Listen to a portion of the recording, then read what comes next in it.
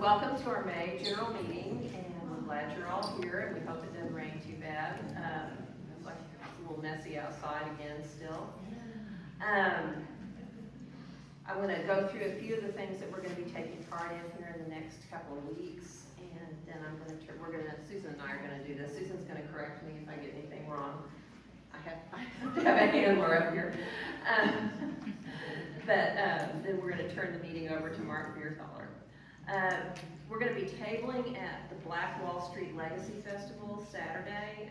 We've got enough people to staff all the tables. Do we need anybody else to staff? I mean, we could use one more from 5 to 7. Okay, we need one more person from 5 to 7 if you're available. But other than that, we've had really good response to our to getting volunteers for that. We will have what all are we going to have at the Black Wall Street? You'll be tabling it and just talking about Indivisible. I do want to add a correction. The League of Women Voters is still looking for assistance. That's the next slide. It's fine. I'm not just saying. I'm saying jump to the next. We are a There you go, folks. If you want to volunteer, it will be through Brandy. We're working in conjunction with them. We're gonna have stickers and buttons. And buttons and postcards and information about state question 832. Is it? Yeah, 832, and just encourage people to vote and hopefully connect with some people. Yeah. And share information. Great. And then we encourage everybody to take part in the Greenwood Rising Candlelight Vigil. The next night, Sunday night, May 31st at Greenwood Rising, Black Wall Street History Center. And that's going to be for about an hour there. And I hope a lot of us can go to that. And you do have to register to attend, so there's the QR code. And I think it's also on our page, right? On our Facebook page. We've had a great response this month to First Friday tabling at the Friday Art Crawl. First Friday Art Crawl from 4 to 9 p.m. Raynell and Tim did this just on their own, and last time, and they had a great time, and they had a wonderful response. So if we want to get the word out, that's a great way to do it. It's fun to do events, it's fun to do demonstrations, but it's also great just to talk to people and to have a table and to just, because a lot of people still haven't heard of us, so it's amazingly, but they haven't, so it's good to get the information out there. And then our pedestrian bridge protests at Admiral and Jamestown are going to go down to once a month this summer, and the next one's going to be June 15th at 5:30. It's rush hour resistance. And Pam Snodgrass is spearheading a Flag Day video for. But it's on the 13th, Saturday, the day before Flag Day. Okay, all right. Do you need any more volunteers? Be out on the 14th, right? Yes, Okay. you're right. Okay. You're right. So do you need any more volunteers for that?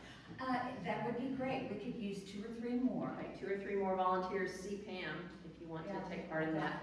Postcards you can fill out. We I think you might need some flags still too. yeah. Oh yeah. Yes. What size? 3 by 5 is the size we were hoping 3 feet for. by 5 feet. It's kind of the porch size. Yeah. And you need it to be on a pole, is that correct? Yes. Yes, they need a flagpole. Uh-oh. Or something else. I think my husband's planning on putting ours on a dowel rod, so. Yeah, over to that bar tab to the right. Tech and yeah. There you go. You don't need to see my password situation. No, it didn't do anything. Okay, thank you, sorry. So yeah, see Pam if you have a flag or if you want to be in the video. Our videos sometimes really go viral. We had the one that we had that was signs of fascism that we had out of Tulsa Hill. That has it gotten up to 2 million views yet? I haven't looked. Last time I looked, it was over 1.6 million. 1.6 million views. People from all over the world. It was very exciting. It drove the MAGA trolls completely bananas. But they've been very quiet since the Iran war started. The troll activity has gone down to almost nothing, which is real interesting because before that, it was crazy, but they don't have much to say these days, I'm not sure why. Actually, I do know why. And then we're gonna be at Juneteenth on the 20th of June, and we don't know the times exactly for that yet. But if you'd like to do that, who would get in touch with Beth? Beth Delancey down here in the light blue shirt. It's kind of like, And we have a billboard challenge. We're gonna do another billboard. We want your ideas.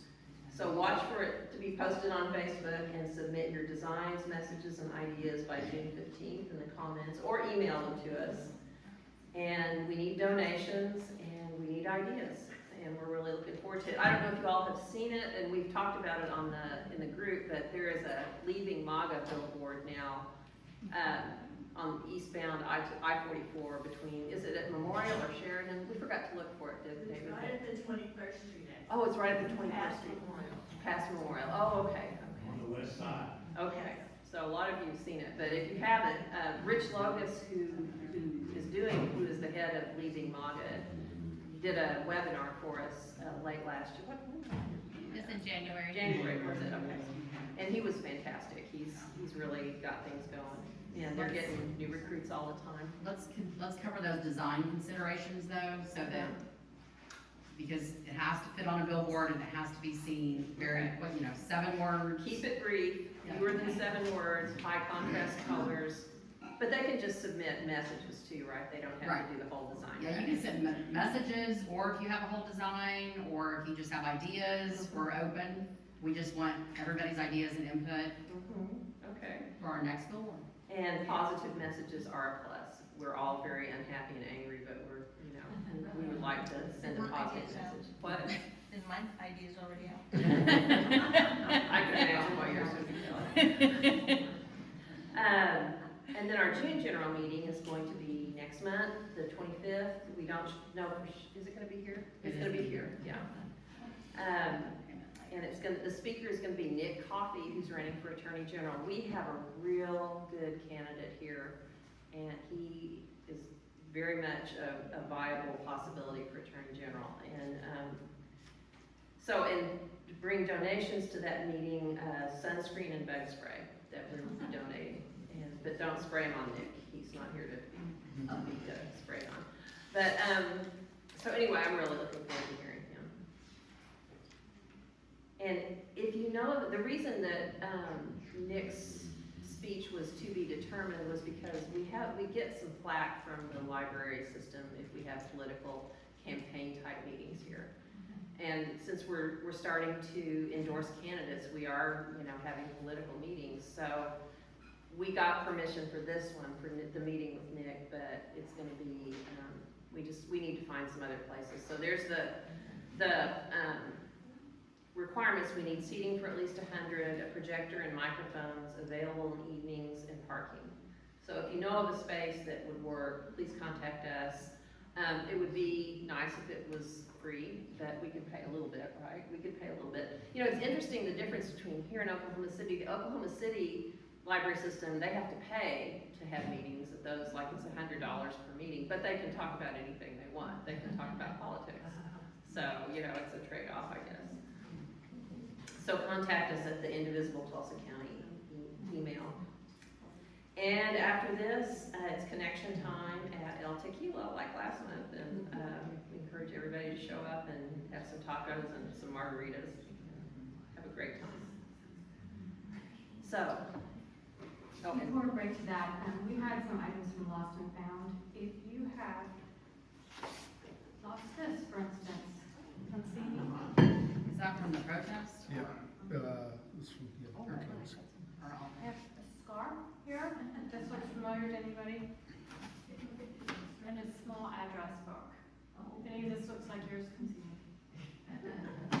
anything else? That'll do. Okay.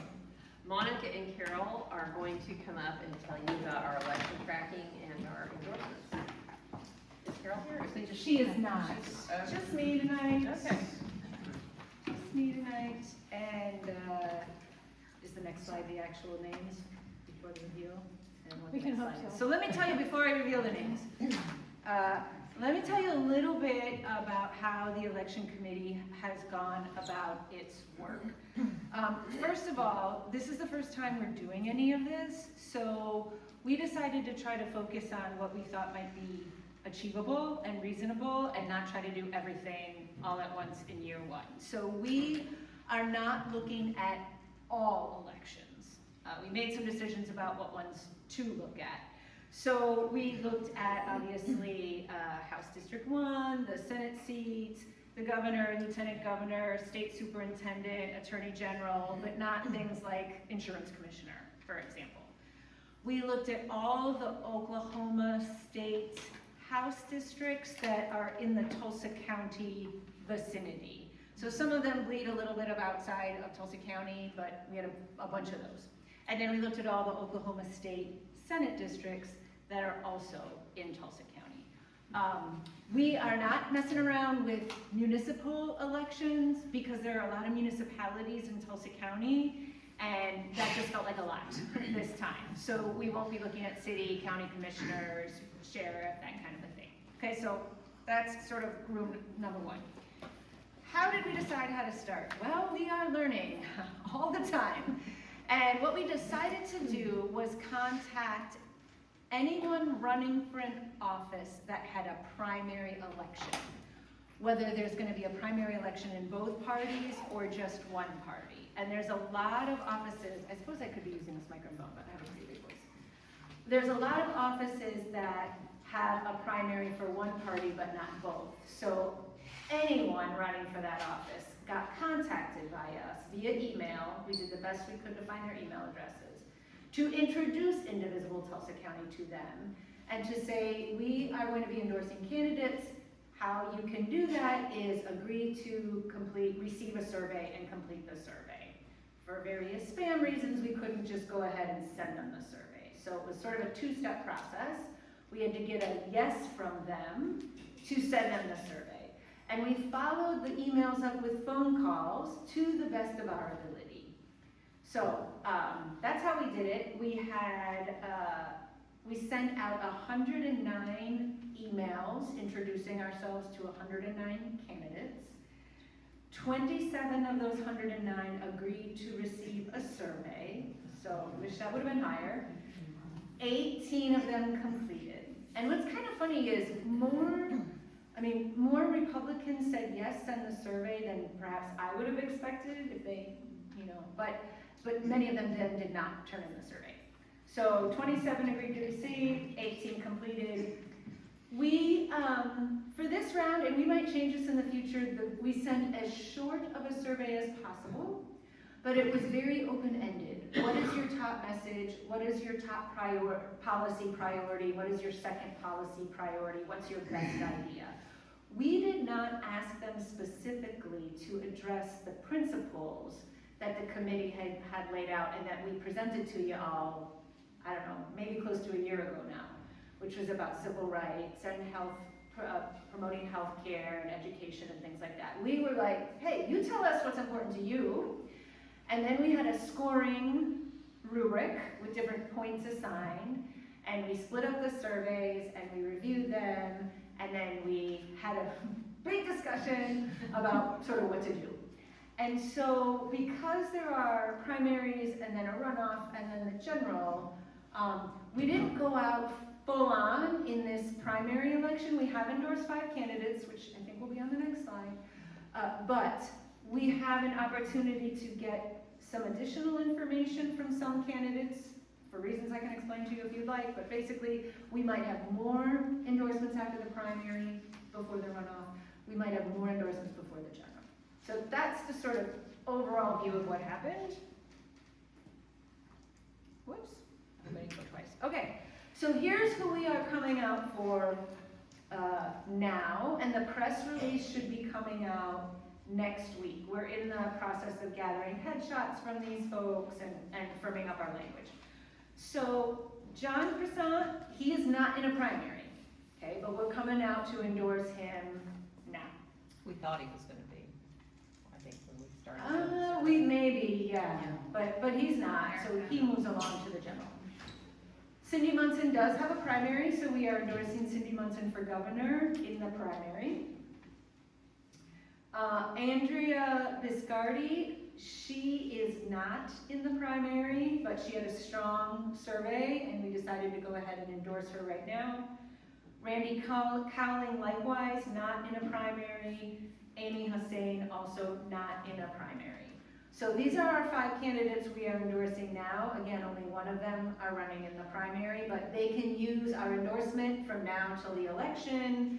If any of you are interested in these folks, you can help them in their campaign. We're not gonna get in the middle of organizing that. If all you're thinking about is who might I think about voting for, if you live in any of those districts, here's what we are recommending.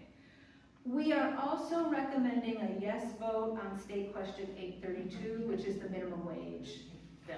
So that will be in our press release as well. I will take just a second to sort of say again our learning process around the Attorney General position. So what we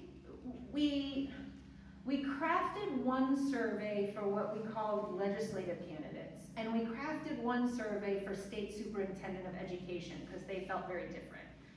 What we learned is the legislative survey wasn't great for Attorney General. So we didn't get the kind of information from the couple folks who responded in the Attorney General world that helped us abide by our process.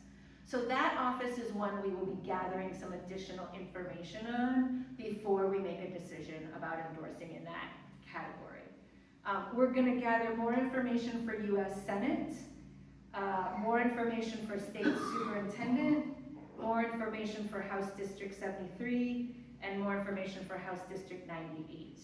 So we'll be making some more decisions. There may be some offices we don't endorse at all in, and that's that. Do I have time for if anyone has a question, or should I just get out of here? Does anyone have a question about this process? Yeah, Beth. Did you also do some research looking at what's on their website about their issues, or did you feel like that was going to influence? So that's a really good question and a learning opportunity for next time. We kind of did and kind of didn't. Because some of us have some knowledge about people, and actually a couple of folks on our election committee did sort of go look at websites. There was a little bit of that, but we didn't say. What I frankly was worried about was there were 109 candidates, and trying to find 109 websites felt like too much. So that wasn't a super straightforward policy that we had, and some people don't even set up a website either. So the answer is it was sort of wishy-washy, and we will try to tighten that up better next time. Any other questions? Yes. Thank you very much. This is a lot of work. You're very well. Yeah, you have a great team. Thank you so much. I think that's it. Okay. Thank you. That's not mine, right? No. Okay. You've probably seen this on Facebook, but we're recommending that if possible you attend this to learn more about the candidates locally. Now I'd like to introduce Mark. Most of you know him. Mark has been instrumental for a long time now. He created our website, and he has been attending all of our rallies, and he is serving on the events committee and has been, a right-hand person doing all kinds of services, so we appreciate him. Here is Mark.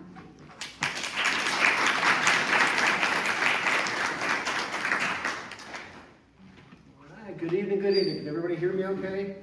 I'll try to project as much as I can. So, my name is Mark Allen Vierthaler. As I said, I do the website for ITC as well as some of the social media stuff, and oh man, lost my formatting. I had some issues getting my computer working. Anyway, so when I built my first website in 1996, yes, I am that old, I was called a webmaster. And since then I've been called a web designer, full stack developer, software engineer, and software architect. And basically what that means is it's all the same job. I build websites. Technology has changed, I got fancier with the titles. So, what I don't consider myself as a cybersecurity expert. And in fact, I'd be leery of people that claim to be a cybersecurity expert because either they're going to be a hacker, or they're going to work for the NSA, or they're going to be trying to sell you the latest and greatest antivirus. So the thing with cybersecurity is it's a moving target. It is constantly changing. Every time there is a new release, there's a whole new set of bugs that these hackers are trying to crack. And you're going to have good hackers, you're going to have bad hackers. You've got the white hat hackers that are going to try to find these bugs that are they're going to try to find the bugs so that they can be fixed. And then you have the black hat hackers that are out there trying to find the bugs so they can be exploited. Now, who do you think are government employees?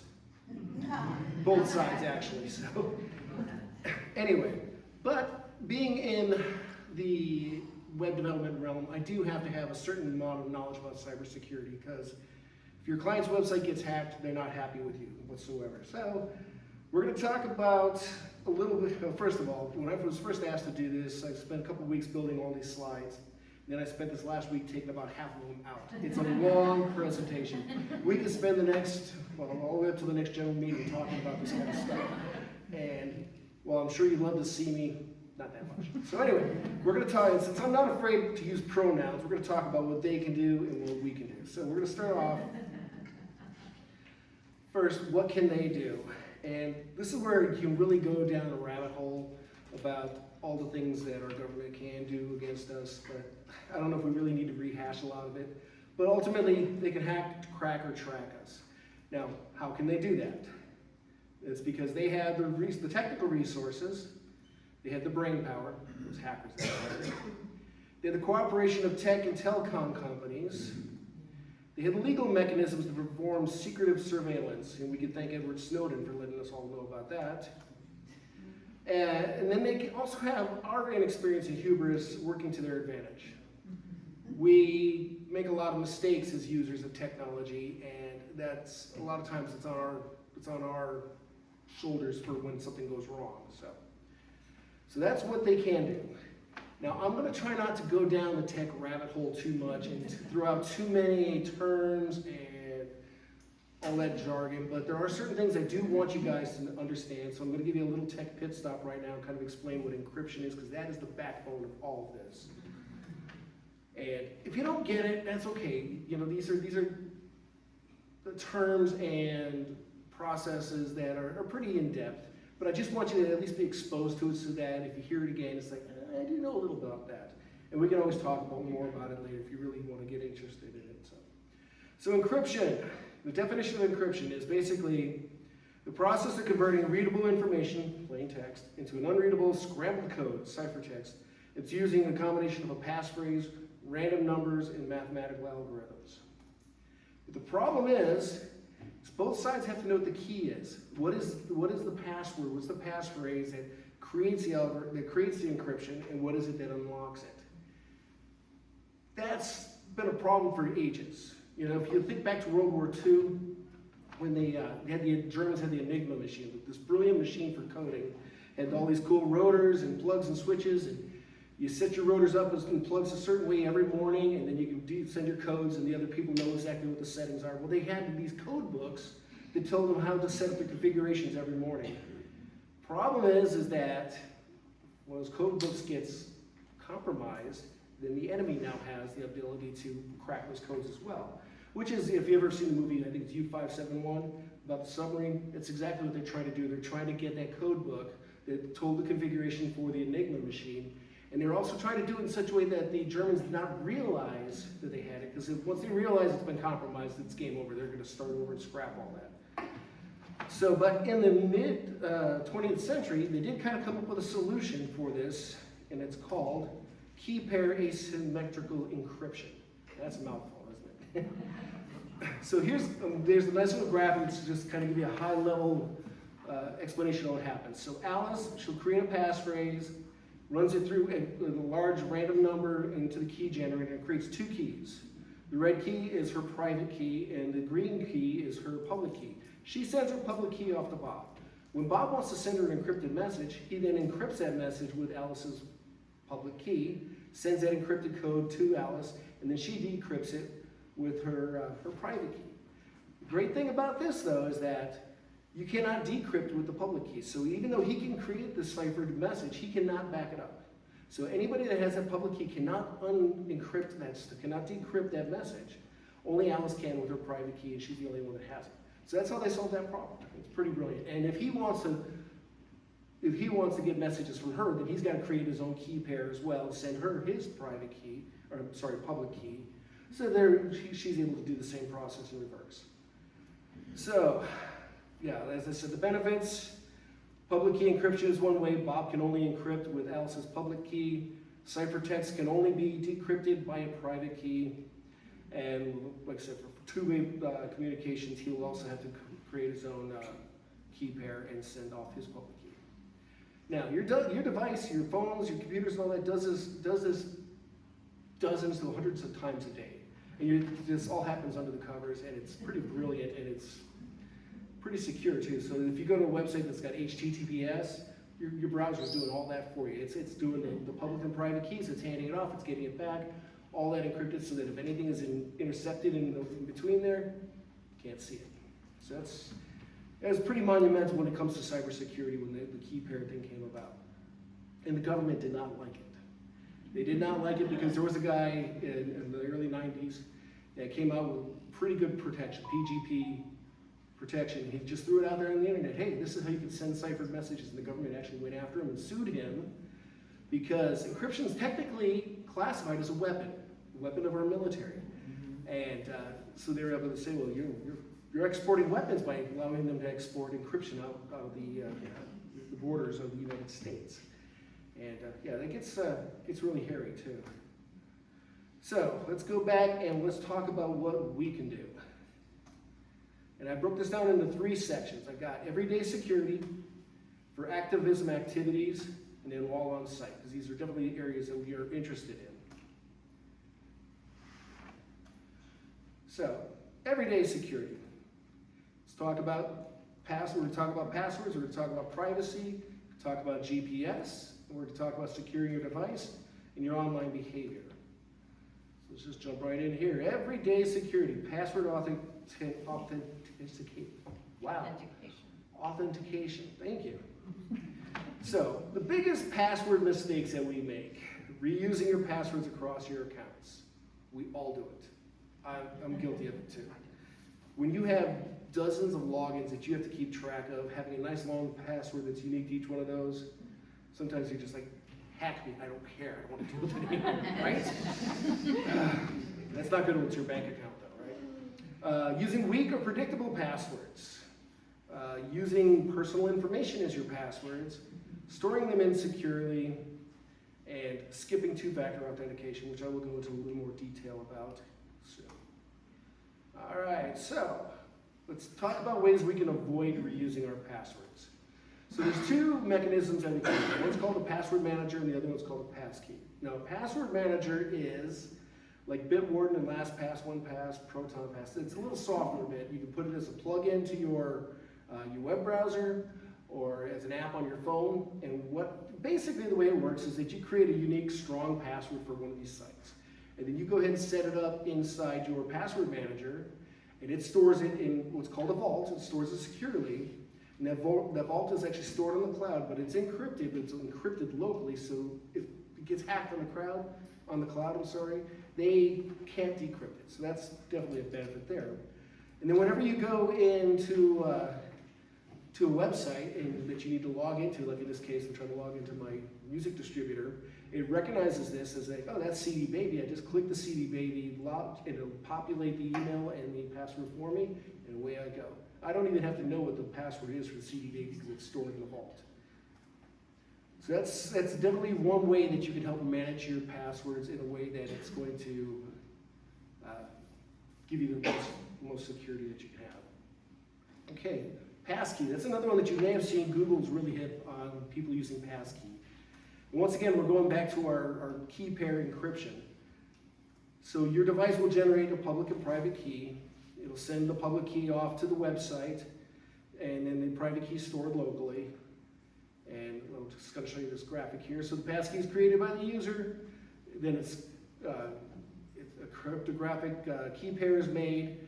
The private key is stored in your device, public key is sent off to the online service. When you go to log in, the online service, the website will send you a token.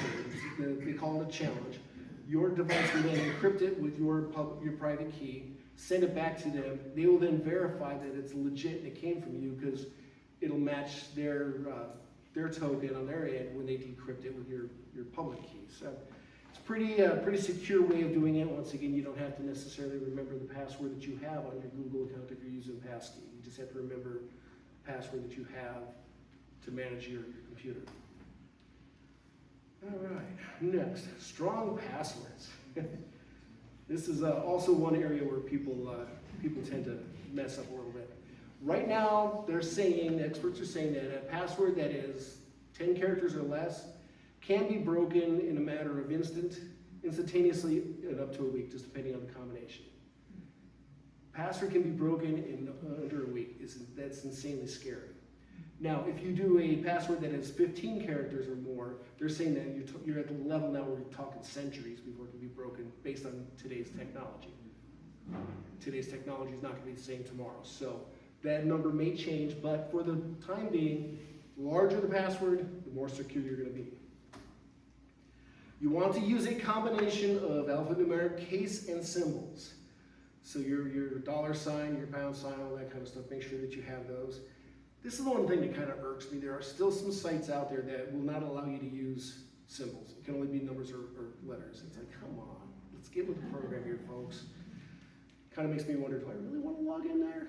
So, you want to avoid what's called leak speak. It's that cutesy little way of replacing certain letters, like an S with a $sign and that sign for an A and all that. That can be hacked by a 4-year-old, okay? So, it's cute, but it's not effective whatsoever. Let's talk about some of the most common weak passwords. This is, I did a couple of AI queries to come up with this. Numeric. There are people that use 1, 2, 3, 4, 5, 6. And the real lazy ones just go 1, 1, 1, 1, 1. Or if they're getting crafty, they'll go all the way up to 9. Okay? Keyboard patterns, QWERTY, ASDF, GEH, all those things that you had to learn how to do when you were taking typing class, right? And ABC 1, 2, 3. It's easy as ABC 1, 2, 3, right? So dictionary or emotional words, passwords, secret, welcome. These are all words that people they're real common. And a lot of these hackers, when they have a breach on passwords, they will create this entire, what they call a dictionary of passwords, and they sell it, put it out there on the dark web, and then they'll use that dictionary to see the brute force algorithms that they'll use to just try to break it. They'll sit there and just go down one by one and just keep hitting that until they find a password that works. Because too many people use passwords this way. Too many passwords are very common words that can be found in the dictionary. And I do apologize for the formatting. I did this on my Mac, and we had to switch it over to Beth's computer, so everything got disheveled.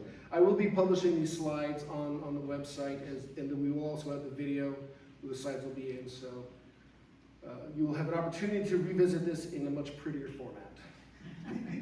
So anyway, the administrative default passwords. Encrypted, Mark.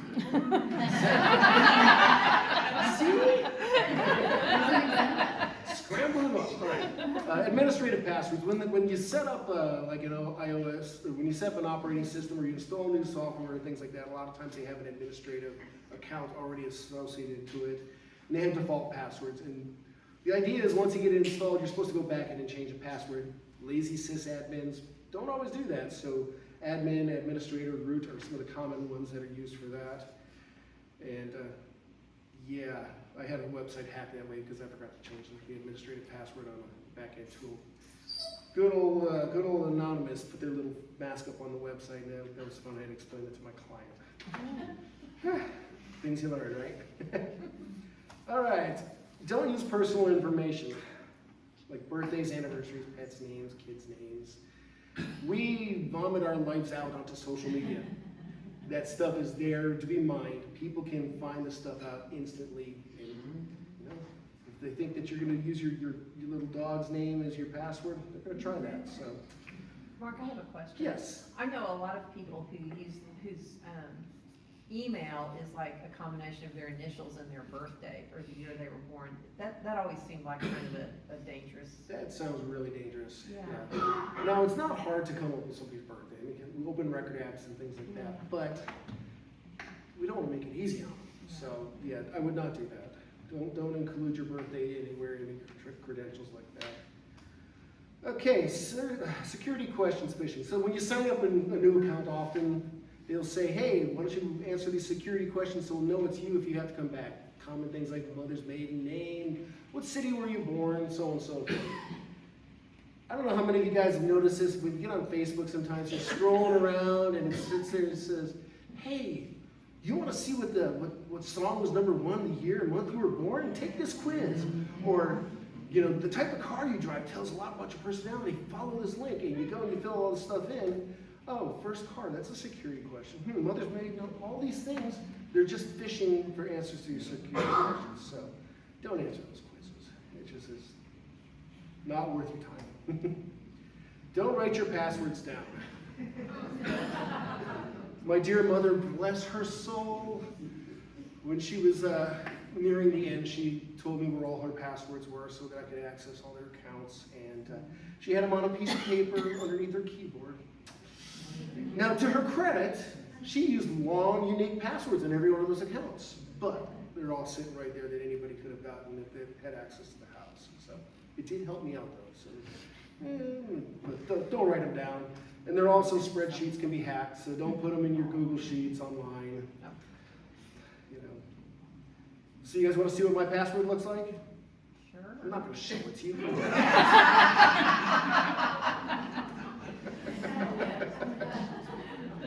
All right, two-factor authentication. I'm sure you guys have dealt with this or seen it. I just want to kind of explain what it is. It's basically a way of saying, we're going to verify that whoever is using your password is actually you. And it's usually done through an external means, sometimes through a text message, or they used to use key fobs. So just basically an attempt to verify whoever entered the password is the rightful user. So the key fob is kind of the way it usually used to be. RSA would have these little fobs that had a little screen, and this random number would just change on it every couple of minutes. We go to login, you grab your key fob, and you type in that code with your login, it verifies that it's you. Nowadays, they send us text messages. They say, here's your code for logging in. This code will expire in 5 minutes. Be sure you use it. Or you get a phone call that does the same.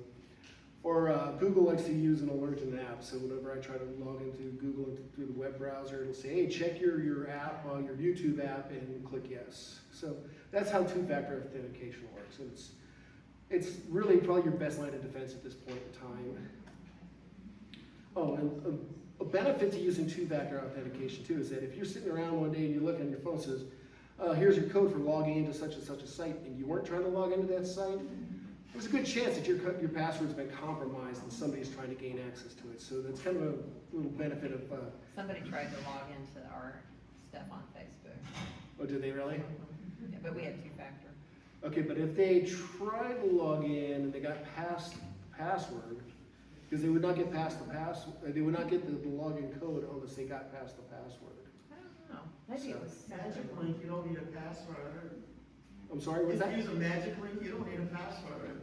Okay, I'm not familiar with Magic Link. Magic link is where instead of it requiring a password, I'm not sure about the technical side of it, but what happens is we use it with ordering coffee. you put in the password, and they send this email to your computer or to your account, and you just click it. And, Okay. and It'll it say just logs send me you a in link. without a Yeah, password. send me a link. Okay, so it's real similar to two-factor authentication.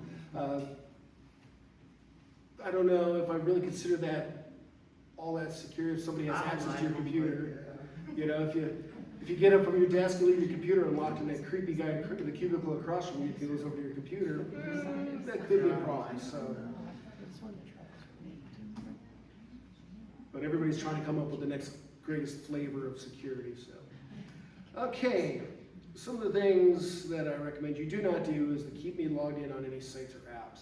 Fortunately, most of our financial institutions will log you out after 15 minutes because they understand the problems that can arise. Once again, you get up from your computer after visiting your bank, and the creepy guy next to you goes over there and he now has access to your bank. Not a good idea. So, I personally do not like using third-party apps to log in, like Google, log in with Google, log in with Facebook.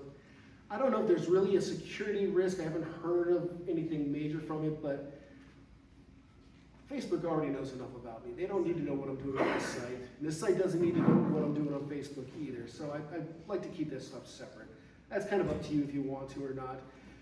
You can go to myaccount.google.com/security and see which apps you do have linked to your account, and you can revoke them if you want to, if you realize that you did this accidentally, whatever. And Facebook has similar things at that web address as well. And like I said, these slides will be available to look at later. Okay, so recap. Let's talk about the types of authentication. Let's go start with the most secure, passkey.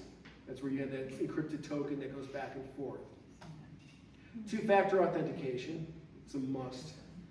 Biometric Face ID fingerprint. They haven't figured out a way of doing retinal scans yet, but I'm sure that's right down the pike there. Strong passwords. Anything beyond that, you're not secure. Okay, so everyday security, privacy. This is where we get fun. Cover your webcams. I know most of our computers have a little red light or an orange light to come on when their webcam's activated. That's controlled by software. It can be hacked. Cover your webcams. You can buy those little slider things off Amazon that slide back and forth. You can get a roll of painter tape and have several hundred webcam covers out of that roll of painter tape. Nice thing about the painter's tape is that it doesn't leave a whole lot of adhesive behind. Or just simply, if you take like the cover off a matchbook or index card, just kind of fold it over, you can make a little slider that just slides on top there too. So just cover your webcam. Disable Hey Siri. Anybody have the iPhone? Raise your hand if you have an iPhone with you. Okay. How many of you got Hey Siri turned on?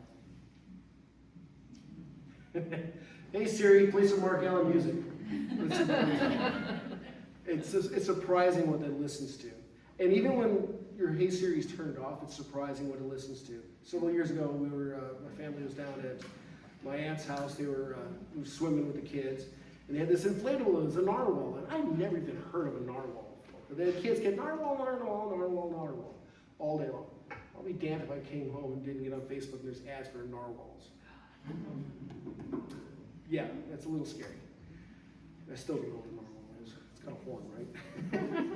Rethink the use of smart speakers like Amazon Echo and Google Home. Once again, those things are listening to you.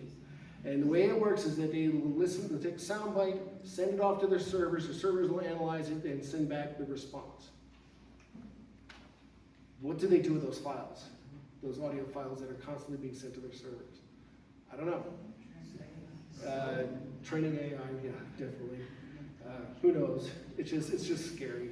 I don't want Jeff Bezos hearing anything that's going on in my house, especially when I'm talking to my kids about their allowance.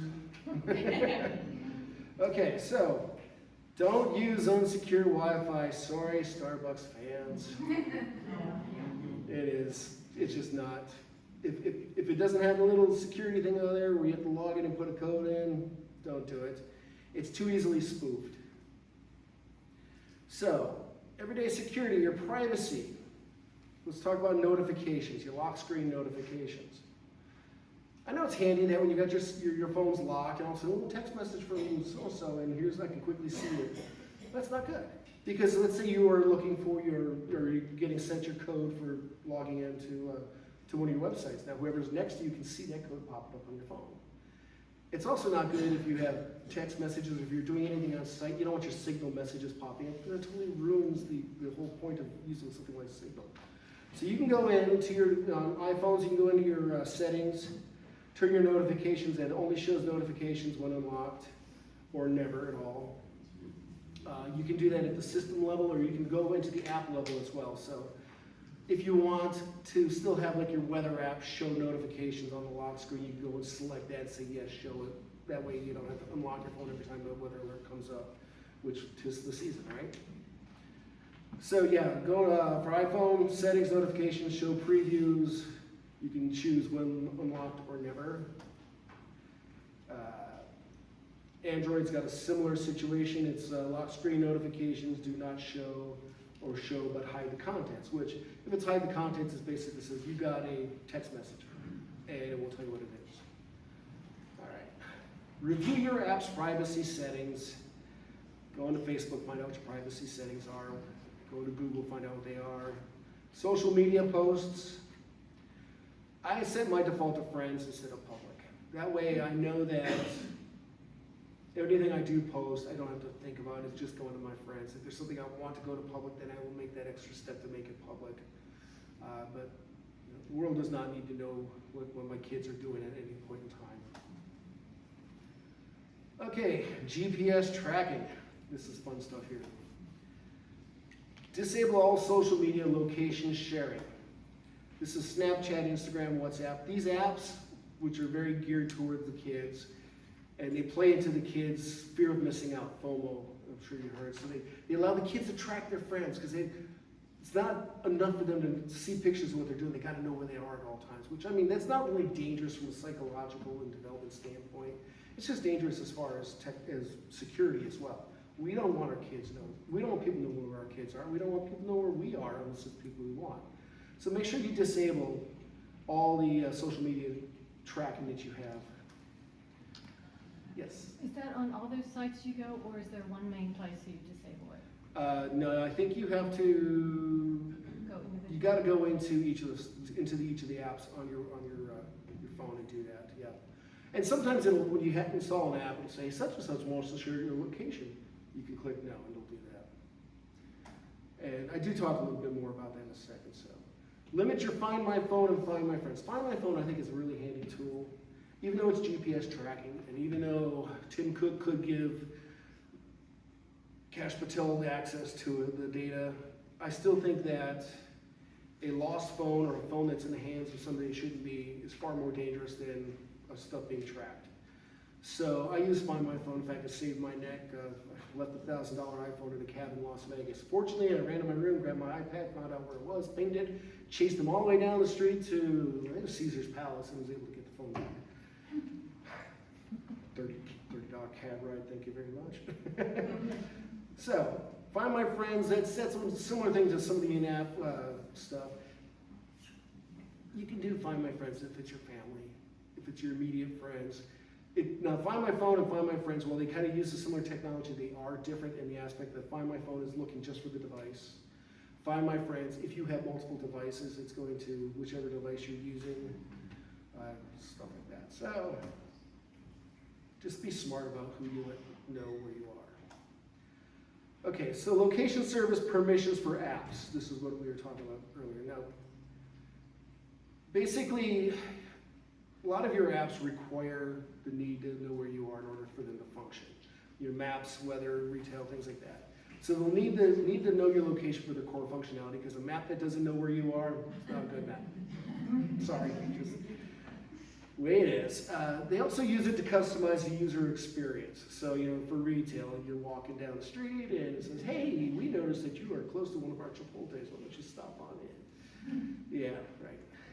And they also use it for ad tracking.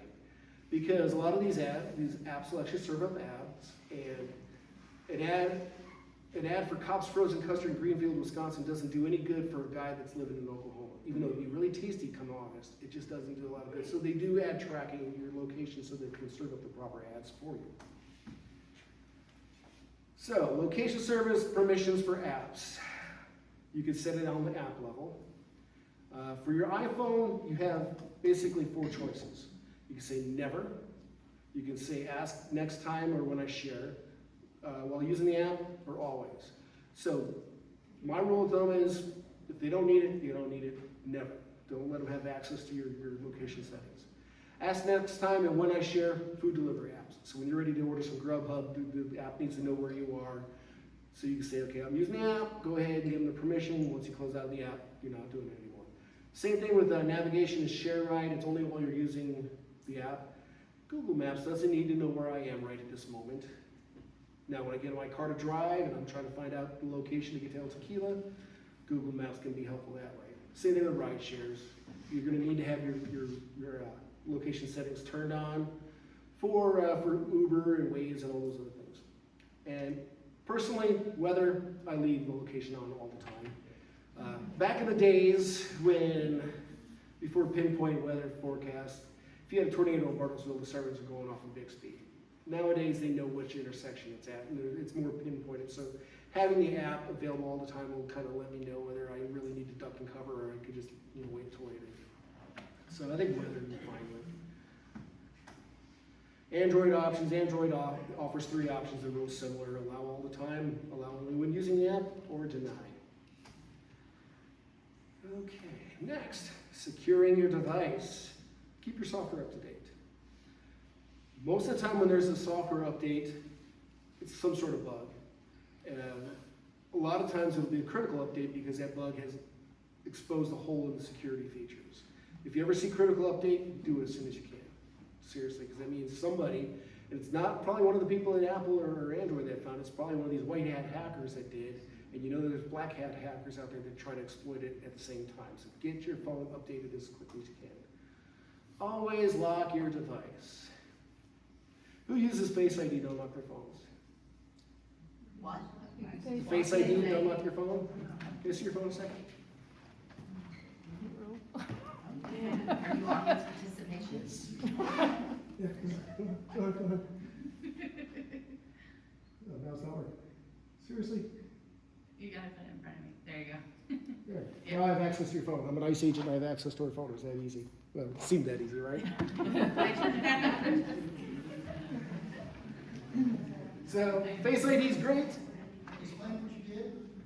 She uses Face ID to unlock her phone, which just means you hold it up in front of her face and unlocks it. So I just took her phone and held it up in front of her face and I unlocked it.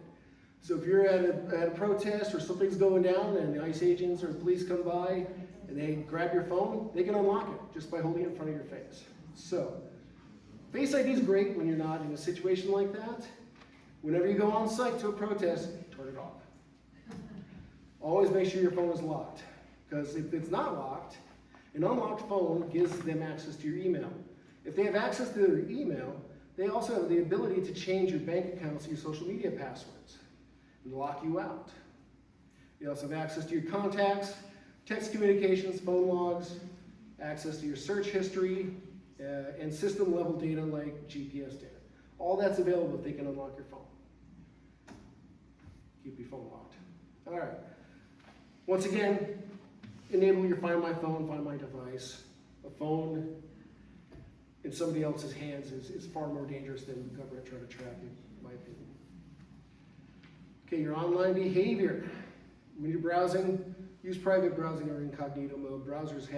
Each browser has an option for that. Different levels of protection. Most of them will block cookies and other tracking, stuff like that. Others won't even log your search history and stuff like that. It's just one more step to kind of help prevent the powers from being to knowing what you're doing. Don't divulge. This is what I was saying before about keeping your Facebook settings on public or on friends only instead of putting it out there. Because if you put it out in public, it's now available for anybody. And the data miners, the AI trainers, all those things can find all your photos and all your pictures and stuff, and they don't need that. Be aware of your privacy settings on social media. I just talked about that. Don't click. This is where a lot of people get in trouble. Get that email. It looks like it came from their bank. Oh my gosh, my bank's been compromised. Click it, and now you're on a server in China, not knowing it, and you're entering in your password, and they've got your password. It's not a good thing. So, what I recommend you do is know the communication policies of your financial institutions. So when these banks don't want you to get hacked, because then that's money out of their pockets. So a lot of them will actually publish on their sites saying, hey, we won't contact you via text. We won't contact you this way. We'll only contact you this way. So if you do get a text or an email that doesn't seem right, you don't have to answer it. You can also often hover over the link. If you hover over the link, it'll usually show you what the address of that link is. And if it's going to something with a .ru extension, probably not legit. That would be Russian. So That happened at my mom's bank, that somebody clicked on an email they shouldn't and got access to all the accounts. It was a complete disaster. Oh, that sucks. And there's only so much the software can keep up with trying to filter that stuff out. And they try, but usually it's reactive. They're fast followers and trying to prevent this stuff from happening. They wait till something is exposed and then they try to patch it. Okay, so that's pretty much what you can do on the day-to-day life. I know it's a lot. I promise you the next several slides are not quite as intuitive or quite as intense. Now, for activism activities, this is where we take it to the next level. I thought that was our daily life. Yeah, pretty much.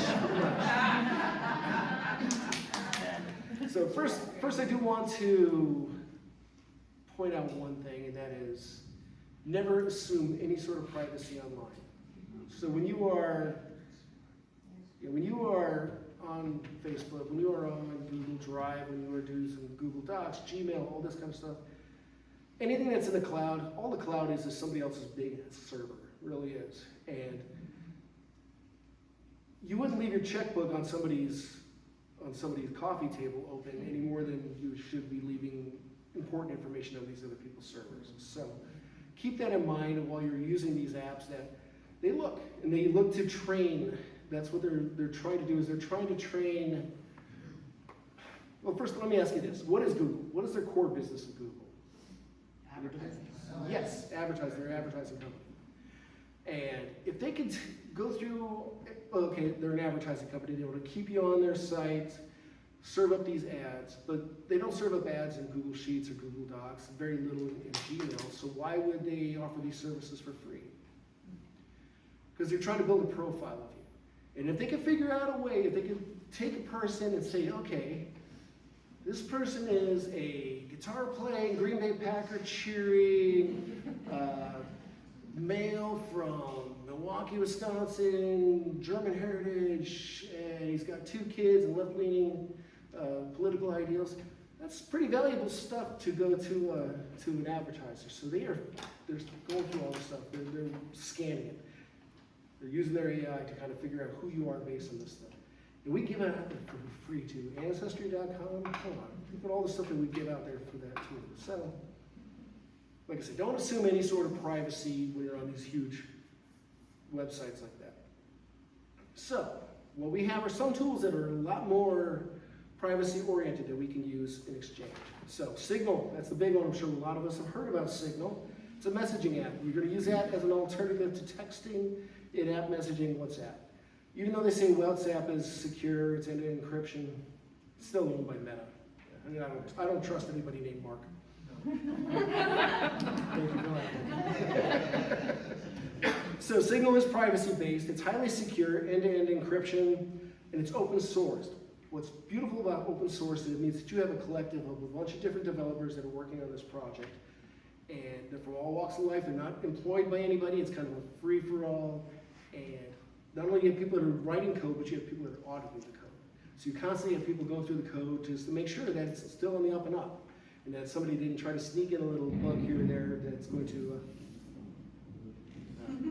Thunder? It's been raining. Okay. So nobody's trying to do anything nefarious with the code. So that's a nice thing about open source. So, use Signal. Some of the best practices for using Signal: don't use your actual photo.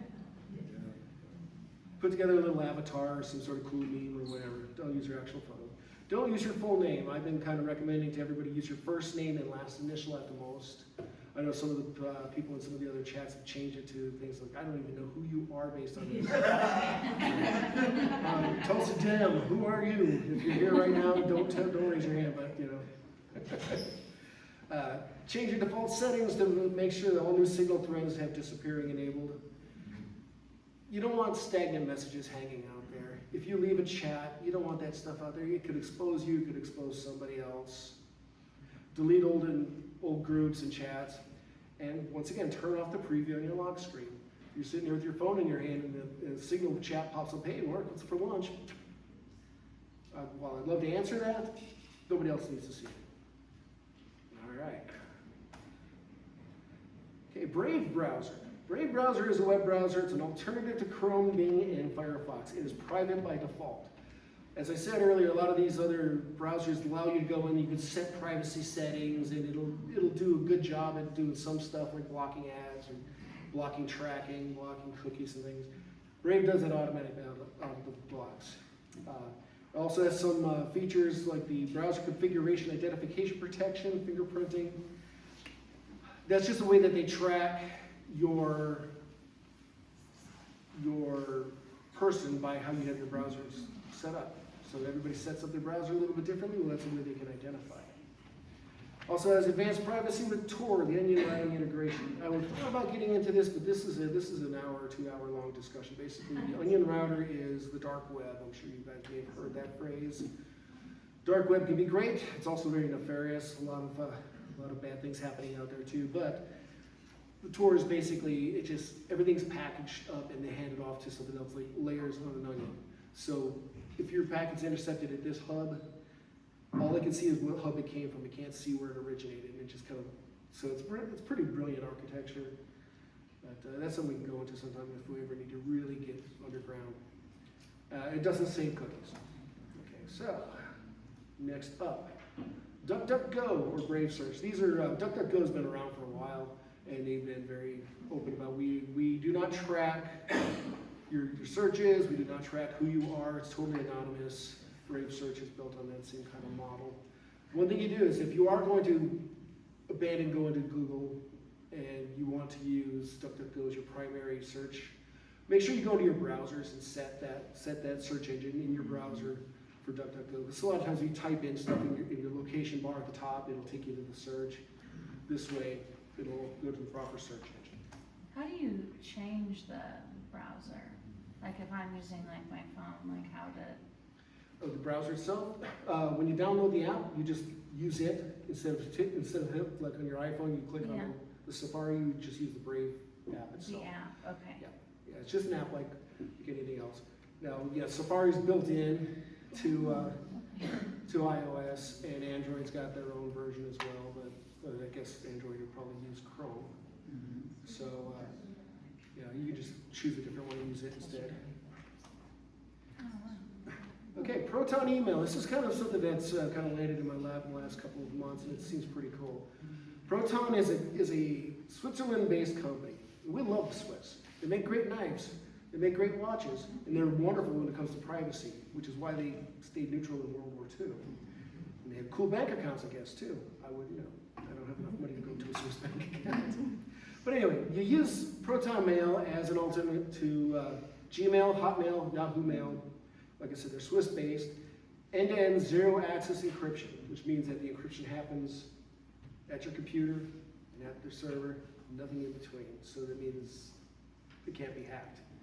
There's no trackers or ads, built-in anonymity. It's part of the Proton Suite, which we're going to talk a lot about the Proton Suite. Next up in the Proton Suite is Proton Calendar. Much like Gmail's got a mail and a calendar, Proton's got a calendar as well. All the same rules apply.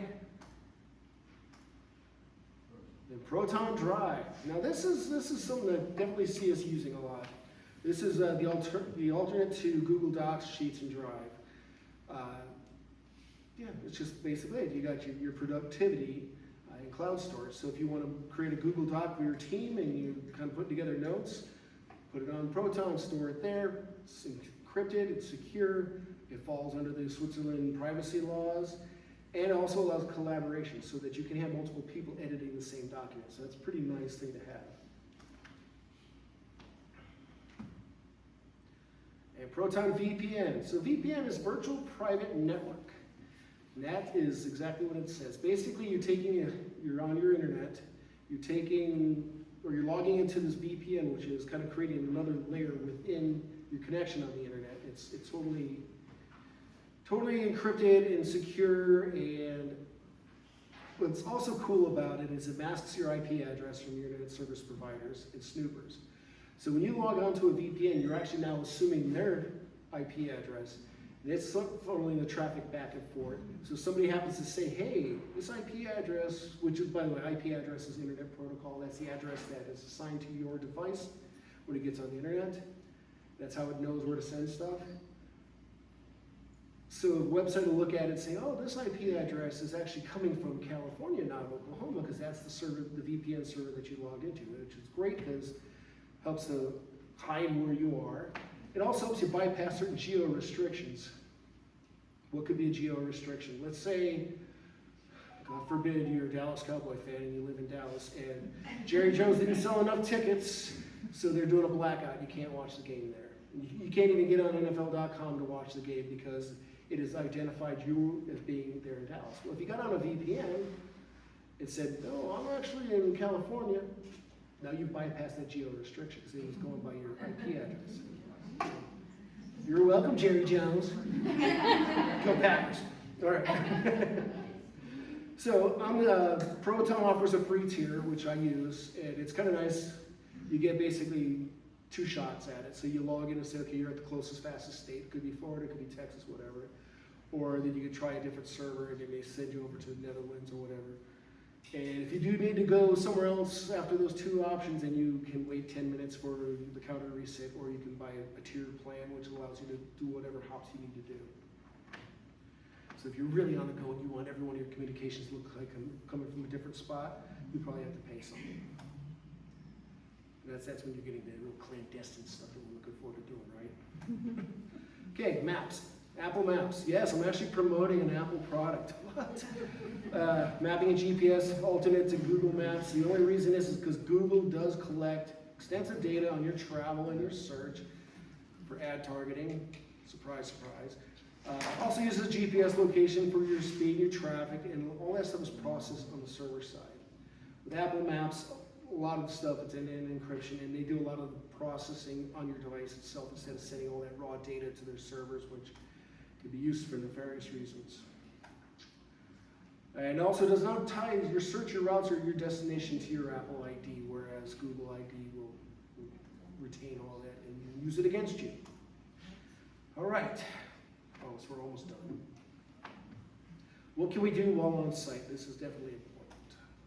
Some things I'm sure you guys are really curious about. Okay, big question. Should I leave my phone at home? That's a lot of people ask that. I personally disagree, because your camera is your best weapon. It really is. We don't know how many crimes did not happen because somebody didn't have a camera, but we do know how many have been prevented because of it. So, you know, George, if nobody had a phone, George Floyd's situation would be totally different now. So having a phone is critical as far as I'm concerned.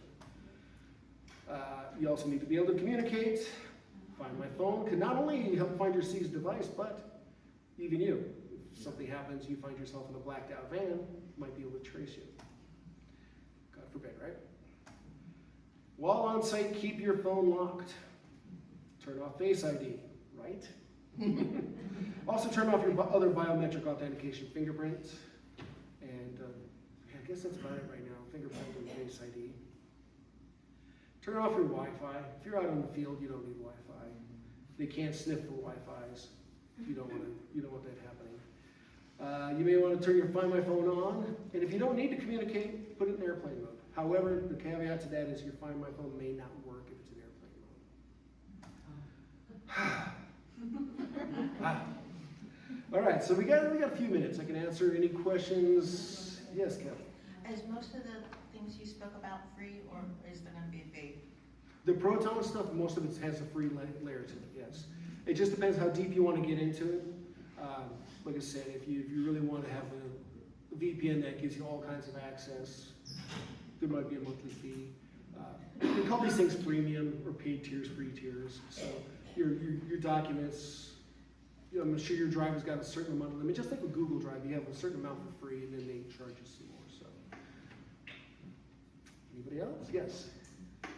When a site allows you to select cookie preferences, Yes. and if you go in there and just allow the necessary ones and unselect everything else, Mm-hmm. are you just making yourself feel good, or are you really doing something? Oh, that's a great question. Because that happens to be a project I've been working on for the last couple of years at my job. There's a lot of security privacy legislation that are coming around the world. We're not getting it here in the US, probably because there's deep pockets involved and they want to be able to find this stuff. But there's a thing called GDPR, which is the General Data Protection Rules, which is in Europe. And they're really the ones that kind of spearheaded this whole thing with cookies, where you have to opt in to cookies or have to opt out of cookies and different types of cookies, whether they are system. Now, let me just preface this. Cookies aren't all bad. You have to have cookies for most of your sites to work. Even our site uses a certain amount of them. But we don't use them to track. We just use them for basic functionality, because otherwise it's just almost impossible to do a dynamic website these days with it. But tracking cookies, storing your password or storing your log information kind of cookies, all that. You don't need those. So yes, they technically, when you opt out of that, it's supposed to stop you. Like I said, US, I know California has some pretty good restrictions. Thank God California, right? The rest of the country hasn't caught on to it yet. It's my hope that we will see that happen soon, to where they will start to enforce it more. But a lot of these sites that are doing it are just, they're getting on board with it right away, so they know. So. Other questions? Yes, sir. Is there an advantage to using a burner phone instead of your own?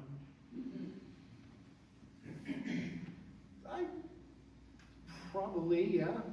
I mean, if the burner phone's stolen, or if it's apprehended, one of the things that ICE has been known to do is they've been taking phones and they'll go over to one of these little drop boxes where you can turn them in for money. So when they apprehend some of the immigrants and stuff, they're actually taking their phones, stealing them, and then selling them. So fencing stolen goods. So let them do that with a burner phone, if you ask me. I mean, the purpose of having a phone on site is to communicate and to take pictures. And if you can do that with a burner phone, keep yours at home. I don't see a harm in that whatsoever. Yes, sir. Well, one thing I've done in the past, I've only done it once, but I had bought a couple of burner phones. Mm-hmm.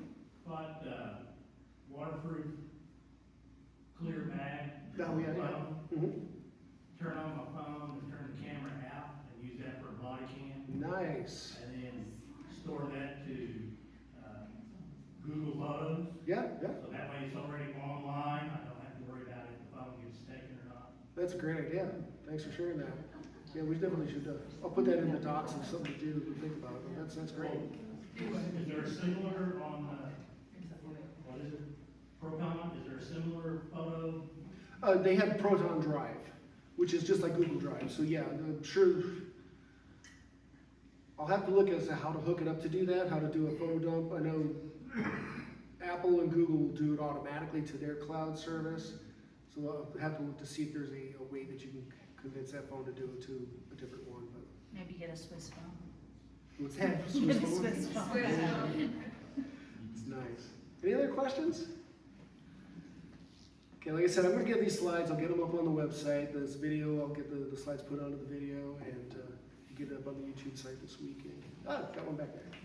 Every now and then you hear someone who is traveling overseas, Mm-hmm. and they come back and somebody out of the past, whatever, TSA or whatever, maybe work job, looks at their social media, questions them, gives them a hard time. So I was thinking if I went overseas, I might get a burner phone. That's a good idea. Often when you go overseas, they do recommend you change out your SIM card. Now, it's not as easy nowadays because SIM cards are now virtual. They're not actual hardware. When I used to travel overseas, we had the option of getting, especially with some of the countries that had really high roaming rates, we get a SIM card that we swap out to have that number there. But I don't see how any of that's legal, but come on. There's nothing stopping that. That's the thing that I talk with people, it's like, how is he getting away with this? It's like, who's stopping him? That's why And it's the not gonna get elections- any better. That's why the elections. Yes. Terms are important. Register, vote, yes. If you downloaded WeChat because your daughter went to China and you had to chat with her Mhm. while she was on tour, Mhm. and you delete it after you're finished with, does it still stay in your phone somewhere? Well, what you would wanna do is delete the account first, because when you download the app itself, then you have to create an account that connects to the server. So you're gonna wanna make sure that you delete that account so that it doesn't have ties back to you. When you delete the app, it should technically wipe the data out of there. It really should. If it doesn't, then there's a serious flaw with it. But yeah, I would not leave it on there. Get rid of it. And if you're really concerned about it, you can do a backup and then reinstall your phone. But I honestly, if you got rid of the app, it should be gone. But you want to make sure you delete that account too, so just so nobody else can log in on it. So. I don't know if I did or not, I don't remember. Oh no, I just deleted the app. Yeah. Uh-oh. Now, when you deleted the app, did you delete it just from the home screen, or did you actually, hey, I'm deleting the app and wiping all the information from it as well? Because I know with later versions of iOS that you can actually just have it disappear from the home Yes. screen, but the app still stays on your computer. It was not on my computer. Or on and your it phone. wasn't- So I think I did delete it all. Okay. I think I did. Sounds good. Questions? Sir? One random thing about Face ID, you can also disable it like real quickly in an emergency by hitting the power button 4 or 5 times in quick succession. Oh, really? I'm not trying that. A bit easier than turning, going all the way to Yeah. turning it off. It's a good thing to know. So 4 or 5 times, great. Yes? About Proton Mail, Uh-huh. you can use it, but if you send it to someone else that's using Proton Mail, you can send it like you normally do. Mhm. If you send it to someone that doesn't have Proton Mail, you have to set a password. Oh, okay. That's good to know. That's good to know. Yeah, I just recently got on it, and I haven't emailed anybody yet. We signed up for it the day after the election. Oh, okay. And we changed all of our email addresses for all our social media or any political based mailing list. And I mean, literally on November 6th, I signed up. You should be up here giving a speech then. You are far more ahead of it than I am. That's great. But yeah, no, I think we should, as a whole, we should at least all get some Proton emails going and start using those instead of going through Gmail and things like that. So, at least for our nefarious activities that we're doing with this outrageous organization, leftist scum. Don't start channeling. Any other questions?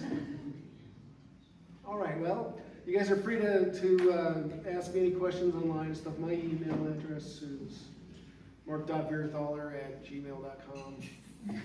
Where's your I don't know. I think it's mark.virathaler@proton.me. So try that too. So. Thank you. All right, thank you guys.